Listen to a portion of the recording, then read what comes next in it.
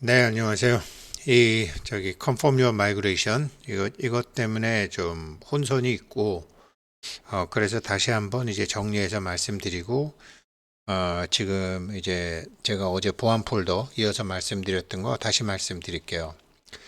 먼저 이 팝업 창이 이제 뜨시는 분이 계시고, 안 뜨시는 분도 계신데, 이 팝업 창은 어떤 사람들한테 뜨냐면, 이 메인넷 체크리스트 9번, 여기가 이렇게 노란색으로 나오는 분들.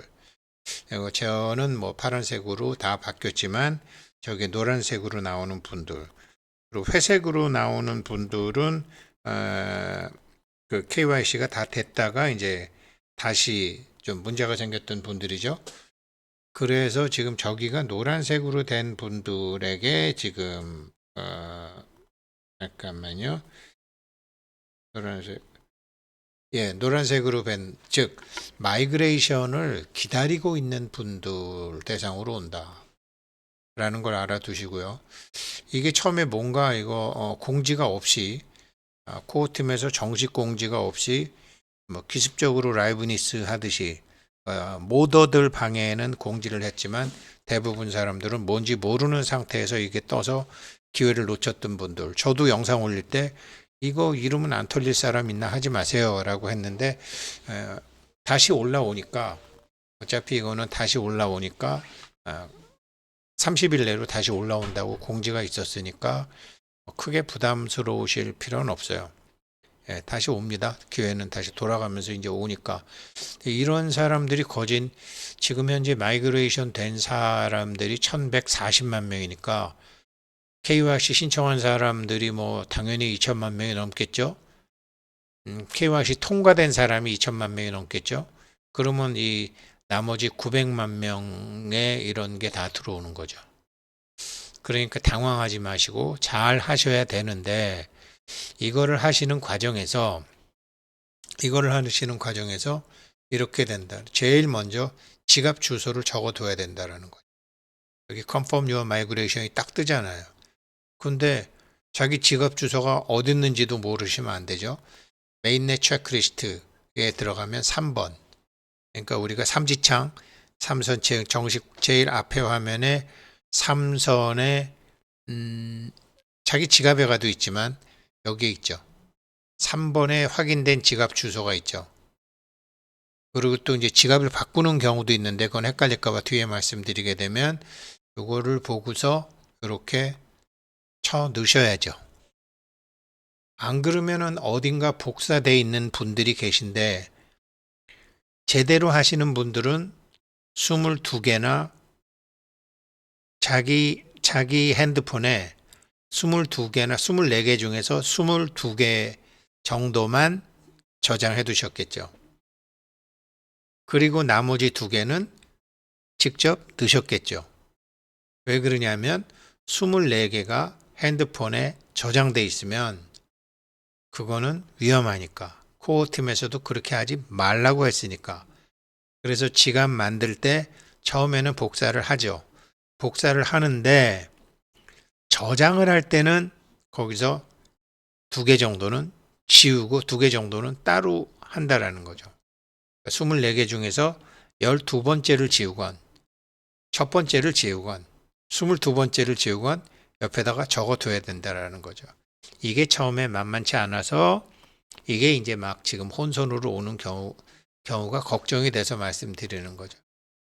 그래서 이거를 이제 일단은 아무튼 뭐 지갑에 어딘가 가지고 계실 테니까 저기 뭐 자녀분들 이렇게 통해서 하시든지 안 그러면 핸드폰에 어디다 저장을 해 두셨더라고요. 제가 보니까 다들 저장해 두셔서 그걸 사진으로 찍어둔 분도 계시고 그럼 이제 하나하나 넣는 거죠. 여기다가 이거를 해둬야죠. 그러니까 제일 먼저 지갑 주소 확인해 두시고 그 다음에 비밀 구절을 넣으셔야 되는 거죠. 그래서 여기다가 비밀 구절을 이렇게 넣는데 이게 원래 비밀 구절 24개는 어떻게 하라 그랬냐면 일단 복사는 해두고 이거 지갑 받을 때 보게 되면 복사가 있어요. 종이에 잘 적어두고 그 복사한 구절 비밀 구절을 붙여넣기 해서 계속 지급하게 돼 있죠. 붙여넣기 해야지 지문 등록도 나중에 되죠. 그리고 기기 클립보드에 저장되어 있는 비밀 구절을 다 삭제하고 비우고 그 다음에 지문 등록을 통해서 지갑을 이렇게 해라 하는데, 여기 이제 파이 학교나 이렇게 상담 오시는 분들 보시면 지문 등록을 안 하신 분들이 많으시더라고요. 지문 등록을 안 하신 분들도 많으시죠. 근데 앞으로는 이제 마이그레이션이 자기한테 되니까 지문 등록은 다 해두셔야 되는 거죠. 그 자제분들 보고 해달라고 하면은 대부분 아이들은 다 하니까. 그리고, 지문 등록. 이거는 핸드폰 자체에다가 이제 지문 등록을 해두는 거죠. 그리고 파이에도 하고. 그렇게 되면은 여기 이제 지문 인식으로 잠금 해제하는 게 있으니까 비밀 구절이 없이도 자기 지갑을 볼 수가 있죠. 특히 요즘처럼 파이 도메인 신청한다 이러면은 자기 지갑을 열어야 되니까 파이 도메인 신청할래도 비밀 구절 넣어야 되는데 저도 몇 개를 보내야 되잖아요. 그러면 어찌 됐건 지갑을 열어야 되는데 지갑을 열 때 비밀 구절은 저는 집에다가 뒀으니까 안 그러면은 지문 인식으로 열어야죠. 이렇게 하도록 돼 있죠. 원래는 참 보안은 정말 확실하게 돼 있죠. 이렇게 돼 있는데 지금 요번에 이메일에 이중인증이죠. EFA라는 게 이중인증이죠. 핸드폰으로도 인증하고 스마트폰으로도 인증하고. 근데 김영진 선배님이 오늘 아침에도 전화 주셔서 여자분들 중에는 자기 핸드폰에 이메일이 없는 분들이 계실 것입니다 라고 얘기했는데, 그거는 제가 모르고 하는 소리다. 핸드폰에는 무조건 지메일이 깔려 있다. 안 써서 그렇지. 그 며칠 전에 저한테도 이제 오셨는데, 정말 아주 똑똑하신 분이고, 사회적으로는 공부도 많이 하신 분이고, 그런데 이메일을 안 쓰시더라고요. 저도 몰랐어요. 우리 삼성에서 만드는 모든 안드로이드 폰에는 지메일이 깔려 있대요. 지메일이. 삼성 핸드폰을 가진 사람은 누구나 자기 핸드폰에 지메일이 깔려 있고, 아마 애플도 마찬가지일 거예요. 안 써서 그렇지 깔려 있다라는 거죠. 그러면은 이렇게 이메일 컨퍼메이션을 한다고 하면은 이거를 해줘야 되는 거죠. 이거를 하라는 게 나오죠. 근데 이제 예전에 트럼프 일기 때 중국 사람들은 지메일을 못 쓰게 했대요. 그때 틱톡도 못 쓰게 하고 이제 막 그랬잖아요. 이게 2020년인데 틱톡, 위챗 이런 거 못 쓰게 하고 여러 가지로 이제 이런 게 있었었죠, 그때. 그러니까 중국 사람들이 지메일을 못 쓰니까 어떻게 했죠? 자기네들이 VPN을 만들어 갖고 돌아서 채굴도 못 하는 거죠. 지메일이 없으니까. 파이코인 채굴도 못 해서 VPN으로 돌아서 우회해서 하는. 그리고 자기네들도 그러니까 삼성폰이 인기가 없어지는 거죠. 안드로이드 폰이. 그래서 파웨이를 만들어서 지메일 없이도 휴대폰을 만드는 샤오미나 샤오미나 화웨이 같은 게 성장을 한 거죠. 트럼프 대통령이 그러니까 삼성은 그냥 이제 한 대 맞은 거죠. 그래서 제가 몰라서 그렇지 삼성 핸드폰에는 지메일이 반드시 깔려 있다. 그러니까 자기 핸드폰에 메일이 없는 분도 계실 것이다 라는 저의 얘기는 잘못된 얘기다. 있는데 모르고 있는데 안 쓰고 라는 거죠. 그래서 그거로 이메일 컨퍼메이션을 보내오면 이런 게 온다라는 거죠.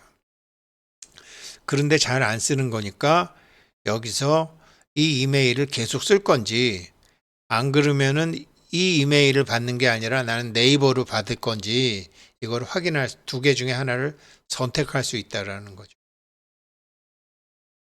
반드시 오니까. 그래서 이게 파이네트워크로부터 메일 받은 거를 확인한다라고 들어온다라는 거죠. 자기가 신청한 메일로 들어오겠죠. 핸드폰에 있는 거로 들어오겠죠.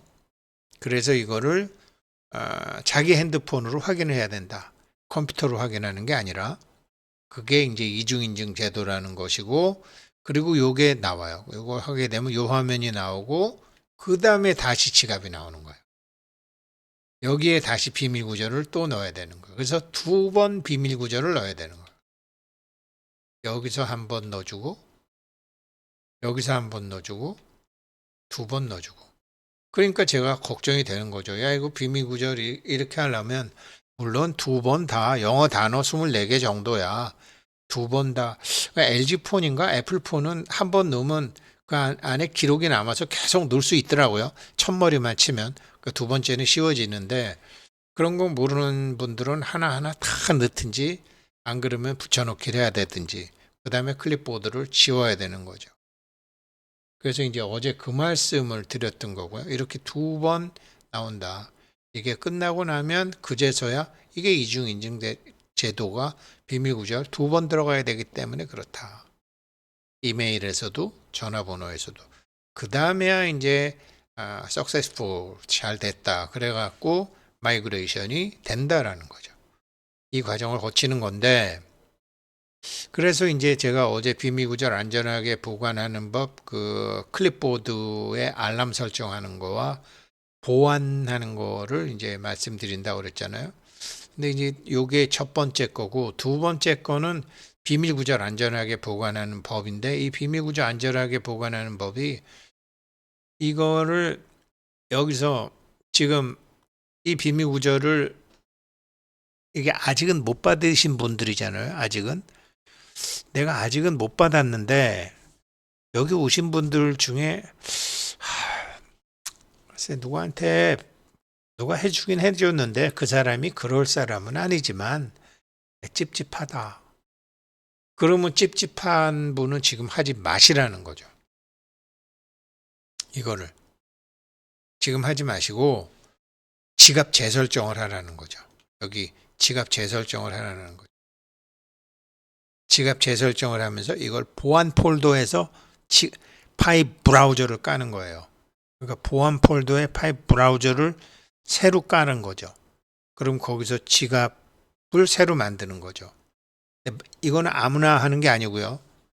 마이그레이션이 안 된 사람, 락업에 걸려 있는 사람은 아직 하지 마시고, 마이그레이션이 전혀 안 된 사람, 그래서 이게 떴던 사람,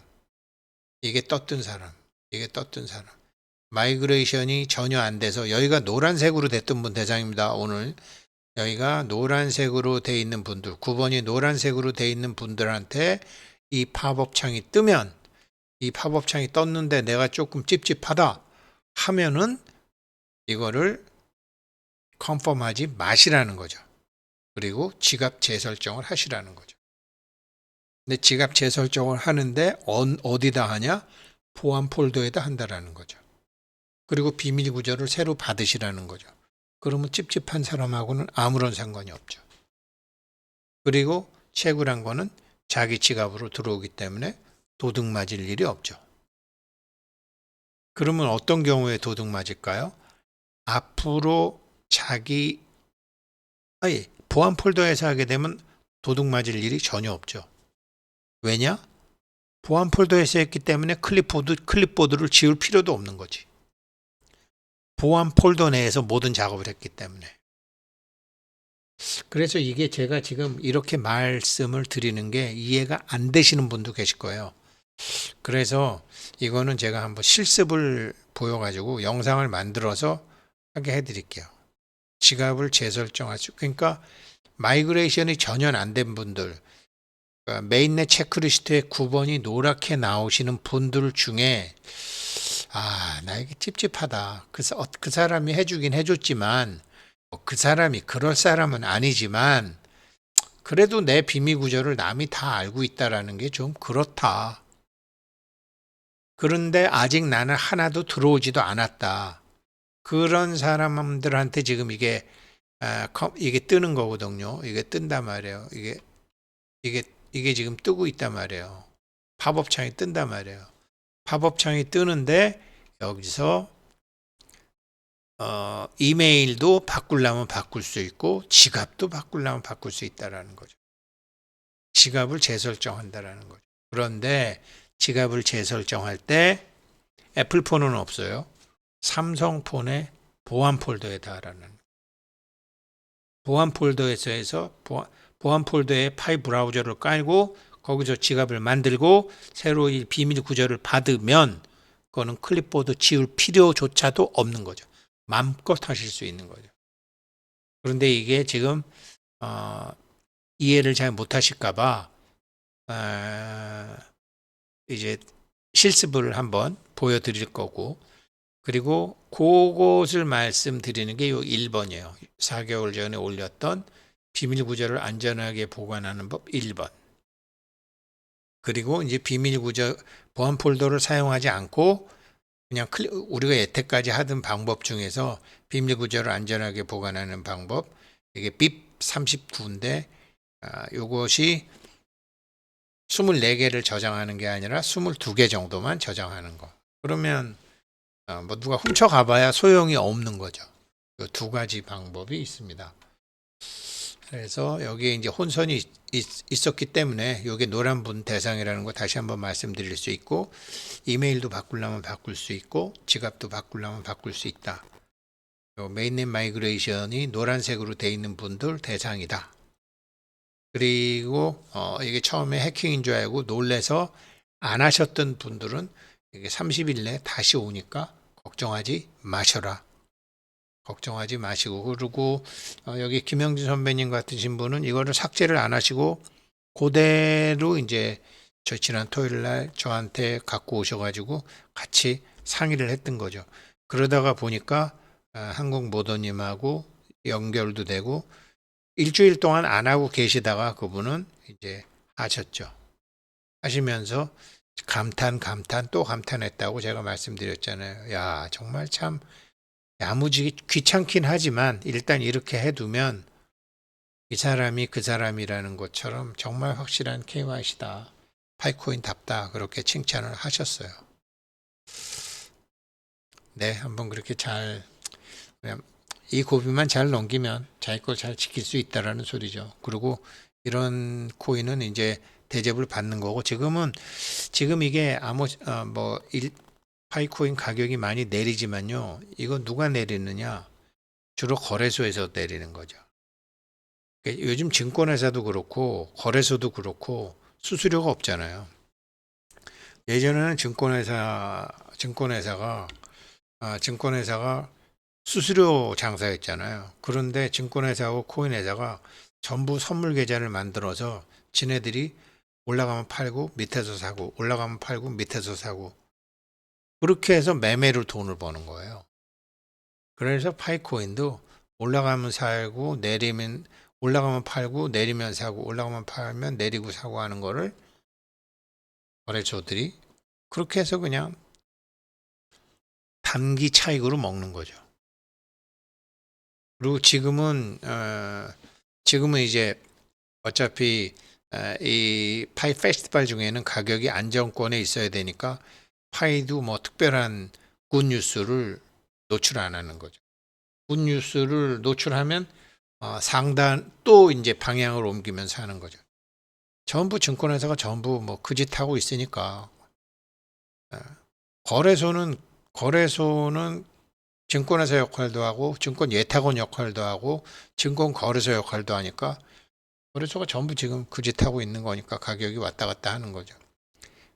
큰 흐름상으로는 뭐 파이코인 걱정 없습니다. 이렇게 우리가 귀찮아하는 게 파이코인한테 이게 누적된 힘으로 호재가 계속 쌓이는 거죠. 이게 보통 코인이 떨어질 때 조금만 악재가 나와도 확 떨어지거든요. 그런데 장이 약할 때는 호재가 나와도 못 올라요. 지금 파이코인에 대한 호재가 나와도 많이 못 오르죠. 근데 많이 못 오르는데 언제 오르느냐? 이게 쌓여갖고 한꺼번에 올라요. 악재도 올라갈 때는 반영이 안 돼요. 떨어질 때 한꺼번에 반영이 되죠. 호재도 그래요. 내려갈 때 반영이 안 돼요. 올라갈 때 한꺼번에 반영이 되죠. 그래서 파도가 심해지는 거죠. 올라가고 내려가는 그런 진동이 심해지는 거죠. 지금 뭐 팔코인 이 약세장에 잘 버티고 있는 겁니다. 네, 감사합니다. 이거 실습을 하는 걸 한번 보여드릴게요. 저 이 보안 폴더 내에서 하는 거.